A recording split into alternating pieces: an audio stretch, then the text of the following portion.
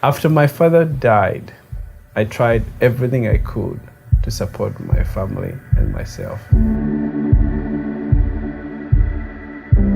I lived actually in a place called Naregi.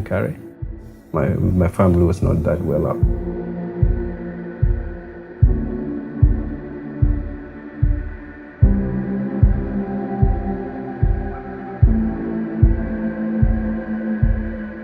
When I was a teenager, my brother came home with some friends who could not be able to go to college because they didn't have a place to live. And my mom said, we don't have much, but we can have them. And it's from that experience I've always learned that generosity has nothing to do with what you have. You can make a difference with that little thing that you have. And I say, okay, now what can I do with the little resources? One time, one of my friends told me that it's an opportunity, we can try an opportunity to come to America. And I thought, this is my time. I finally landed in St. Louis in 2004. I think when I landed in St. Louis, I had only $155 in the pocket.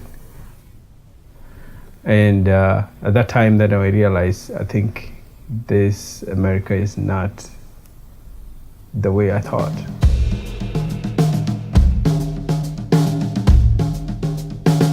Job was not very easy to come by. Most of the places they want like American experience. I didn't have American experience. I had taken my bachelor's in economics back in Kenya. I can't find a job that is connected to that. So I had to go back to school and take another bachelor's. And even after that, I still had to go back and do a master's degree. I'm now doing dishwashing, I'm doing housekeeping. At first, I was not able to go for the appointment because I didn't have a car. And even if I wanted to get a car, I couldn't be able to get a place to get a loan. The banks would not get me a loan with the fact that I didn't have a credit history.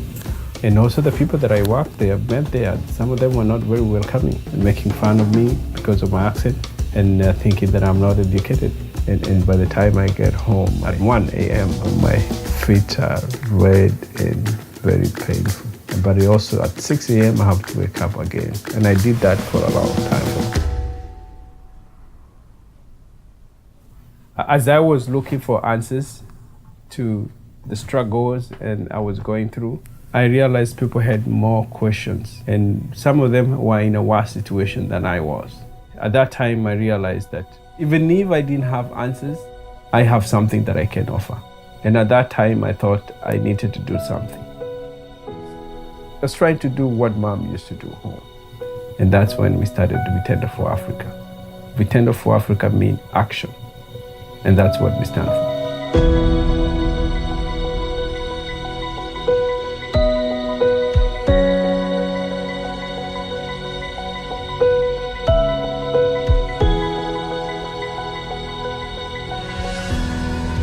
V4A for Africa have established strong relationship and trust with people from over 25 nationalities, impacting more than 20,000 people.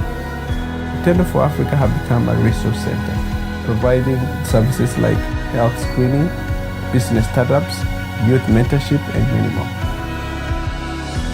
My vision of V4A for Africa is to grow beyond me so that we can become a resource center not for only the immigrants in here in St. Louis, but across the country.